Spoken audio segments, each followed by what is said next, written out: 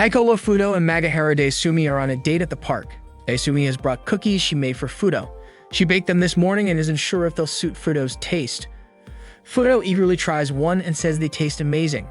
Daisumi is surprised but relieved that Fudo likes her cookies. As Fudo gazes at her, Daisumi asks what's on his mind. He says that being able to eat cookies made by his girlfriend on such a sunny day makes him feel like the happiest man in the galaxy. Daisumi calls him dramatic. Meanwhile, at the bottom of the cliff, the Gelatos are locked in battle against their enemies. Gelato 5 consists of 5 members: Blue, Yellow, Pink, Green, and Red, who is their leader. Gelato Blue takes down opponents with punches and kicks, while Gelato Yellow defeats enemies with powerful strikes. Gelato Pink shoots the enemies with her pistol, and Gelato Green's super punches clear the battlefield. Explosions echo around the cliffside as the fight continues. Back at the park, Fudo can't take his eyes off Daisumi, who looks stunning. He feels he could stare at her for hours. Daisumi, however, feels uneasy and asks him not to look at her like that, especially without blinking. She tells Fudo not to misunderstand. She doesn't dislike him, but she's just not used to it. Fudo has a serious request for Daisumi. He explains that relationship experts recommend couples hold hands, and he suggests they try it. Daisumi is taken aback, saying it's impossible because it's too soon for them. After all, this is only their 3rd date. Fudo counters by saying statistics show that couples usually hold hands by their 2nd or 3rd date. Daisumi is amazed at how bold couples in the world can be. Fudo extends his hand, but Daisumi hesitates. Their hearts pound as they wait for the moment. Slowly, Daisumi begins to reach for his hand. Just as their hands are about to meet, Gelato Blue suddenly appears and asks if Gelato Red is okay. Immediately, Fudo and Daisumi switch into battle mode. Fudo is Gelato Red, the leader of Gelato 5, while Daisumi is the combat commander of the secret organization Gakkao, known as the Princess of Death. Despite belonging to opposing factions, they've crossed the boundaries of their organizations to form a forbidden relationship. Their battle mode appears intense, but Gelato Blue decides not to interfere and leaves it to Gelato Red before returning to the fight below the cliff. Afterward, Fudo and Daisumi end their battle mode. Fudo points out that they were actually holding hands during the fight. Daisumi is touched and can't believe they managed to do it. She marks the date of their hand-holding in her notebook. Daisumi is Fudo's first girlfriend, and he's grateful he had the courage to confess back then. A week earlier at Gelato 5's headquarters, Fudo was exercising in the morning when Arisugawa Haru, Gelato Pink, approached him with a towel. Fudo thanked Haru and she invited him to a meeting.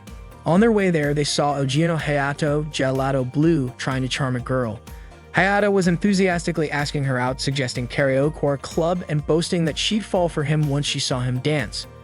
Unfortunately for him, the girl declined, claiming she was busy. Hayato persisted, leaving her no choice but to punch him. Haru and Fudo continued to the meeting room. On the way, they ran into Jinguji Misaki, Gelato Yellow, and Todoroki Daigo, Gelato Green. The team gathered just in time and headed into the meeting room. Professor Big Gelato, the leader of Gelato 5, was already there to welcome them.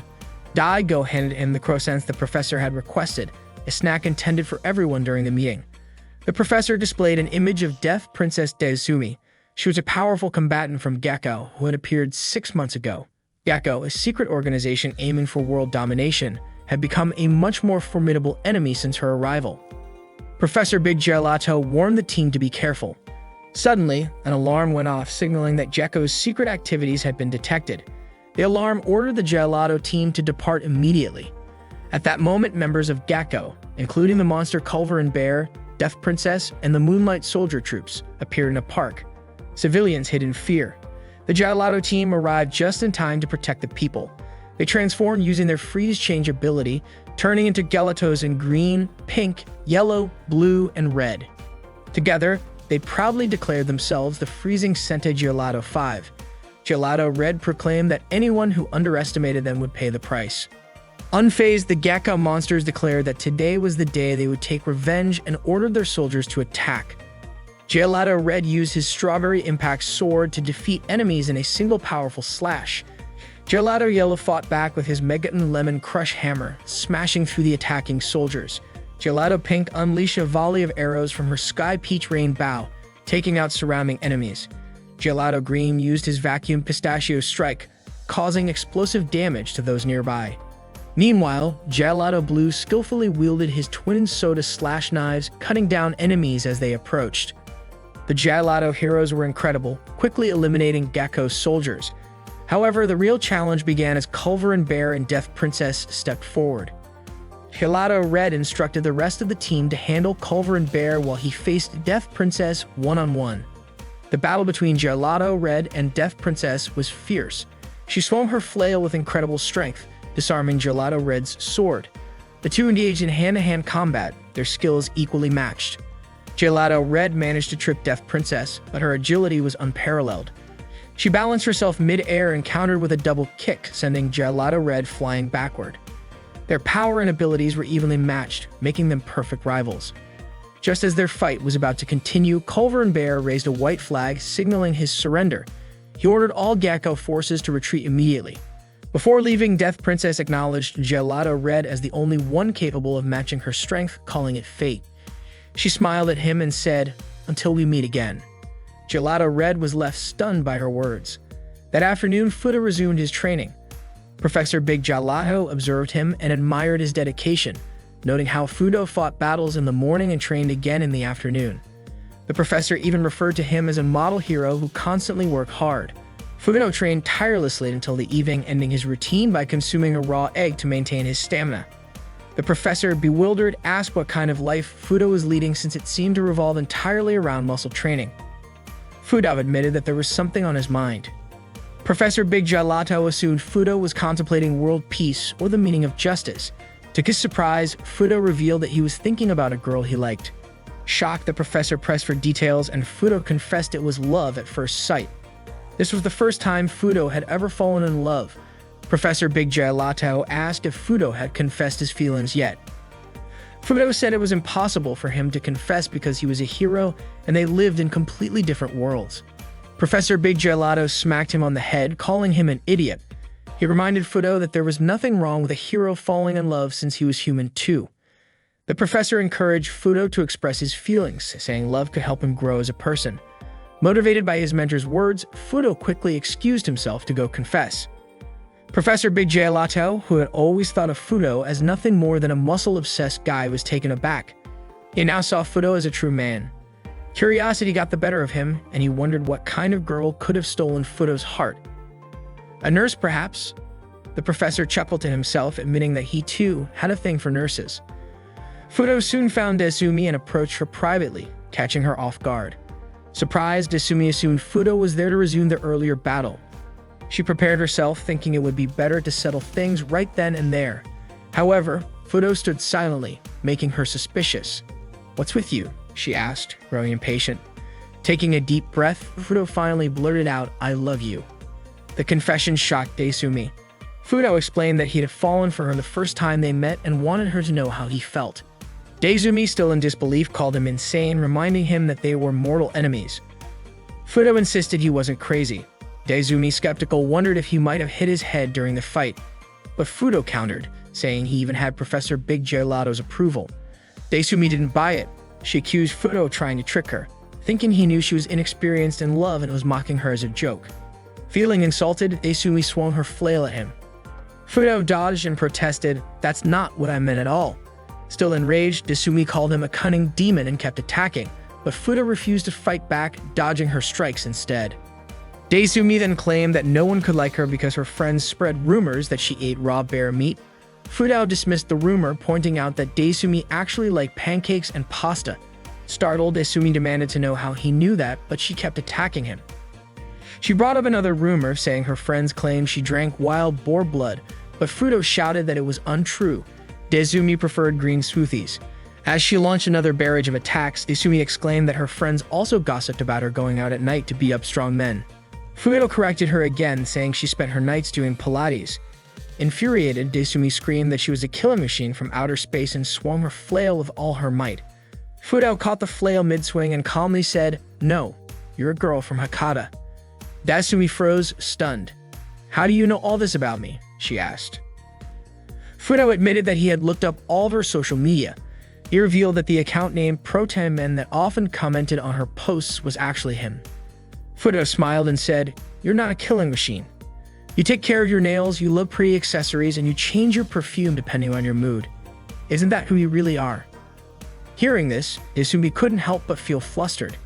Desumi said that a girl should be swinging a flail, but Fudo replied that he would always be there to catch it. Desumi reminded him that they were enemies, but Fudo insisted there had to be a way for them to make it work. He then asked Desumi, "Will you be my partner?" Desumi immediately shot him down, saying it was impossible. However, Fudo kept assuring her that he was serious. Hearing his sincerity, Desumi's resolve began to soften, and she eventually accepted Fudo's love. Fudo was stunned that she had agreed. Desumi admitted that she had no idea what dating was supposed to be like. Fudo confessed he didn't know either because Desumi was his first love. By their third date, things were going smoothly. Desumi talked about her cat, surprising Fudo, who hadn't known she had a pet. She teased him, saying it was ridiculous that he didn't know about her cat. Fudo apologized, admitting there was still so much he didn't know about her. To make it up to him, Desumi took out her phone and showed him a picture of her cat. The cat's name was Halko, and she proudly said, "Isn't she just the cutest?" Fudo, however, was startled by the photo, not because of the cat, but because the mirror in the background showed Desumi's reflection, clearly taken after she had just showered. Overwhelmed by the sight, Fudo couldn't hide his happiness. Desumi, oblivious to what Fudo was reacting to, assumed he was gushing over how cute Halko was. "You're being over the top," she said. "I'm not exaggerating at all," Fudo replied with a smile. "Just being here with you makes me happy." Blushing, Desumi shyly admitted that she felt the same. Still, Desumi reminded him that no one could know about their relationship. If anyone found out, they wouldn't be able to stay together, and it might even become national news. Fudo understood and promised to keep it a secret, even though he wasn't very skilled at hiding things. Desumi expressed her hope that someday they might live in a world where they could openly date. Fudo looked at her earnestly and said, "Desumi, I love you so much." Suddenly, Misaki, the yellow gelato, appeared at the top of the cliff and called out to Fudo, asking if he was done yet. In an instant, both Fudo and Desumi switched back to battle mode. Desumi launched a relentless attack on Fudo, hitting him with her Death Rumba technique, which sent him flying. Realizing she might have gone too far, Desumi hesitated. Misaki quickly rushed to Fudo's side to check on him. Fudo, lying on the ground, grinned and called Desumi incredible. He promised he would get her back next time and suggested they meet again soon. Desumi, smiling, accepted his challenge and said she'd be ready anytime, even the day after tomorrow. As Desumi left, Misaki asked Fudo if he was okay. He reassured her with a determined smile, saying he was just fine. And so began the forbidden love story between a defender of justice and a warrior from an evil organization. The Gecko forces launched another attack on Gelato 5. All the Gecko soldiers had been defeated, leaving only Desumi, the Princess of Death, for them to face. Daigo, the green gelato, attempted to strike her, but Desumi effortlessly sent him sprawling to the ground. Finally, Fudo, the red gelato, stepped forward to confront her. They lock eyes for a moment before beginning their battle. Desumi launched her attack, but Fudo kept evading her strikes. She landed a punch square on Fudo's chest with a sly smile. Suddenly, Fudo hurled Desumi into the air. She quickly swung her flail toward him, but Fudo easily deflected it. Desumi admitted that Fudo was much stronger than the rumors had suggested.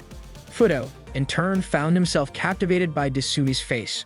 One morning, Hero TV aired an intense battle between Gelato 5 and Gecko. The action was extreme as the heroes of Gelato 5 fought for world peace. At the center of the coverage, the red gelato was facing off against the Princess of Death, a clash between formidable warriors. Viewers at home cheered for Gelato 5. During their fight, Fudo discreetly signaled to Desumi the moves he was about to make. A feint with a left hook followed by a low right kick, and he asked her to be careful. Desumi responded with her own signal, indicating she would block the kick and counter with a high kick. She even told Fudo to duck at the right moment. With their plans set, they began their choreographed battle. Desumi smiled, complimenting Fudo on his skill. Fudo suggested they move to a different location. Hero TV followed their movements closely, speculating that they were preparing for an epic one-on-one showdown. The two moved behind a shipping container, glancing around to ensure no one was watching. It turned out that Fudo, the leader of Gelato 5, and Desumi, the leader of Gecko's combat forces, were secretly dating. They stopped fighting and began chatting. Fudo remarked that they were sitting farther apart than usual. Desumi replied that this wasn't unusual for her. Fudo moved closer, insisting that they usually sat much closer together. Desumi, flustered, asked him to stop approaching her. She explained that she had been moving around a lot that day and was worried she might smell sweaty. Ignoring her protests, Fudo moved closer and assured her that no matter how she smelled, he wouldn't back away. Desumi turned her back to him, feeling self-conscious. She was too nervous to meet his gaze, but occasionally stole glances at him. Fudo confessed he had never met a girl as enchanting as Desumi. Fudo then took out his phone and started taking pictures of her. Annoyed, Desumi asked what he was doing. Fudo admitted that he found her beautiful even when she was angry and kept snapping photos. Initially, Desumi tolerated it, but she soon lost her patience. She punched Fudo, demanding he stop. She suggested taking a photo together instead and grabbed her phone. They positioned themselves for a selfie, but their faces weren't fully in the frame. Desumi urged Fudo and moved closer. As they got closer, their hearts raced. This was undeniably the closest they had ever been during a meeting. Fudo marveled at the scary magic of the camera. The gentle breeze tousled Desumi's hair, and Fudo found himself mesmerized by her fragrance. Desumi told Fudo, who had his eyes closed, to open them. They took a selfie together, but suddenly Misaki, the yellow gelato, called out to Fudo. Before Fudo could even pretend to resume their fight, Misaki was already standing in front of him. Misaki praised Fudo for defeating Desumi. It was only then that Fudo realized Desumi was pretending to be unconscious. Misaki continued to compliment him for his supposed victory. Fudo tried to persuade Misaki to leave the area, but she reminded him that they had a TV interview scheduled before returning to their base. A news helicopter had already arrived and started filming. A reporter quickly approached Fudo for an interview, broadcasting it live, which thrilled the kids watching at home. The reporter asked if Fudo had indeed defeated the Princess of Death and saved world peace. Fudo simply replied with a yes. The reporter then asked if the Princess of Death was as strong and fearsome as everyone said, and what Fudo's opinion of her was. Fudo answered that the Princess of Death was someone irreplaceable. He confessed that just seeing her made his heart race, that she kept him awake at night, and that he had spent entire days thinking about her. Hearing this, Desumi, who was hiding behind them, blushed deeply, her heart screaming in embarrassment. The reporter noticed a slight movement from Desumi and commented on it, but Fudo dismissed it, saying it was probably just her imagination. Desumi wished she could disappear at that moment, overwhelmed by the situation. The reporter then asked if the Princess of Death was a rival who motivated Fudo to grow stronger, given that he might be in the prime of his youth. She also asked if Fudo had a girlfriend, as many fans were eager to know. Fudo hesitated, wanting to say he did have a girlfriend. Suddenly, Misaki burst into laughter, saying it was impossible for Fudo to have a girlfriend since all he ever thought about from morning to night was training his muscles. The reporter seemed disappointed, noting that Fudo's adorable personality probably charmed many female fans. Misaki teased him further, saying he needed to understand women's hearts better. She jokingly announced that Gelato Red was opening a dating app where fans could go on virtual dates with him, and details would be displayed on TV. The reporter even expressed interest in trying out the app herself. After the interview ended, the Hero TV crew left. Fudo went back to Desumi, who was sitting by herself and pouting. Fudo asked if she was upset. Desumi denied being angry but admitted she was annoyed, saying it was obvious Fudo was so popular with many female fans. Fudo assured her she didn't need to worry because he belonged to her and only her. Desumi didn't believe him. Fudo insisted he would do anything for her. Desumi asked if he really meant it, and when Fudo confirmed, she said she wanted to go on a date with him. She explained that she had always dreamed of going on a date with her boyfriend, and never thought she would get the chance. A date, she said, was an opportunity for a couple to spend time together and get to know each other better. Fudo confidently said that going on a date would be easy. Desumi was pleasantly surprised by his enthusiasm and agreed. Fudo suggested they meet at Central Park at 5 p.m. the next day. Overjoyed, Desumi hurried off. However, once she was gone, Fudo realized he didn't know what people actually did on dates. He started browsing the internet for date ideas, only to find an overwhelming number of suggestions: visiting a planetarium, going to an amusement park, watching a movie, having dinner, shopping, going to an aquarium, driving around, visiting a zoo, and many more. Fudo felt completely lost, unsure of what to choose, especially with the date happening the next day. Misaki approached Fudo and asked what he was doing, wondering if he was researching muscles again. Fudo caught a whiff of Sekai Misaki and guessed she might be a little drunk. Misaki apologized for promoting the dating app on TV the day before, which had led Fudo to start learning about dating. Fudo admitted he didn't understand what an ideal date was supposed to be.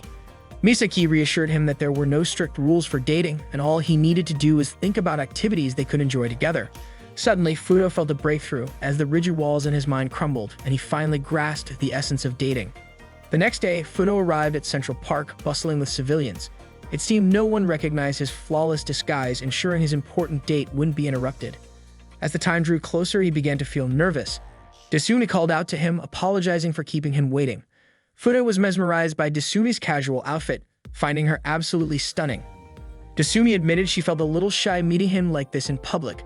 She complimented Fudo's disguise, saying his glasses and hairstyle suited him perfectly. Desumi then asked what they would be doing. Fudo confidently said he had planned everything and showed her his meticulously crafted date itinerary. They both got excited to start, with their first stop being a gym, specifically the Bisarka Nico Gym, Gotana branch. At the gym, they worked out together, drawing attention from the other patrons, who praised how amazing both Desumi and Fudo looked. Fudo complimented Desumi, telling her that her triceps were really developing. Acting like her personal gym coach, he encouraged her further. Afterward, Fudo announced they would go for a run, surprising Desumi. The two ran side by side. Fudo realized that exercising together was much more fun than training alone, making this date feel extraordinary to him. As the sun began to set, they sat down on a bench. Fudo asked if Desumi was hungry and suggested they eat something. Desumi thought he was planning to take her to dinner, and she was thrilled at the idea. Fudo also mentioned wanting to have a meaningful conversation with her. Excited, Desumi stood up ready to go, but instead, Fudo handed her a low-calorie snack. He revealed he had packed plenty of such snacks in his bag. Fudo then said there was something he wanted to discuss with Desumi. With a serious tone, he asked, "What insect do you think would be the strongest if it were enlarged?" Desumi didn't respond. Instead, she excused herself to go to the restroom. Oblivious to her reaction, Fudo believed the date was going perfectly. He still had the main event planned, a human anatomy exhibit, which he was confident Desumi would enjoy. Suddenly, his phone rang. It was Misaki. She told him to forget her advice from the day before, admitting that she had been drunk and now realized there were indeed some rules to dating. Fudo asked her to share those rules with him for reference. Misaki explained that appearance mattered first. She guessed Fudo was probably wearing a tight tank top, which was a no-go. She advised him to dress neatly. Since girls often put effort into their appearance, he should avoid activities that would make them sweaty or dirty. She also recommended reserving a nice restaurant for dinner. Lastly, she emphasized the importance of simple conversation, such as talking about food. Fudo suddenly remembered the ridiculous insect question he had asked Desumi earlier and was struck by regret. After Misaki hung up, he blamed himself for ruining the date. Realizing this wasn't a proper date at all, he concluded it was no wonder Desumi had returned from the restroom. Feeling guilty, Fudo decided to go find her and apologize, vowing to plan a date that Desumi would genuinely enjoy. Fudo searched for Desumi everywhere, even checking behind bushes. Desperate, he begged silently for her to give him one more chance. Tears began to well up in his eyes when, out of nowhere, Desumi appeared in front of him. She looked at him curiously and asked, "What are you doing?" Fudo was taken aback and exclaimed, surprised to see Desumi had returned. Desumi explained that she had just come back from the store where she had gone to buy drinks. The shop was packed with people, so it took her some time. Eating those low-calorie snacks had made her mouth dry, so she bought drinks for both of them. She mentioned that she knew how it felt because she sometimes ate those snacks herself. Desumi then suggested they finally discuss the strong insects Fudo had mentioned earlier. Fudo blurted out, "That's impossible." Confused, Desumi asked what he meant by that. Fudo hesitantly asked if she didn't hate this date. Desumi looked puzzled and asked why he was acting so strange. Reluctantly, Fudo confessed everything to her. Hearing his story, Desumi burst into laughter, leaving Fudo unsure of how to react. He nervously asked if she wasn't mad at him. Desumi reassured him, saying, "How could I be mad at you?" She explained that now she knew Fudo had been just as nervous about the date as she was. Desumi expressed her happiness, saying she was grateful Fudo had gone to the trouble of planning the date for her. She admitted that she enjoyed spending time with him, even if others might think their date was a bit unusual. Smiling warmly, Desumi encouraged them to just relax and have fun. Fudo felt a rush of emotion as he looked at her, a feeling that reminded him of the first time they had truly connected. Lost in the moment, Fudo stood silently, which prompted Desumi to call out to him. They realized, somewhat awkwardly, that they were holding hands. Their hearts raced and their faces inched closer together when suddenly an emergency call interrupted them. The two of them quickly ended their date and hurried to respond to the situation. The monster Gecko Culver and Bear and his minions had arrived, seeking revenge against Gelato 5.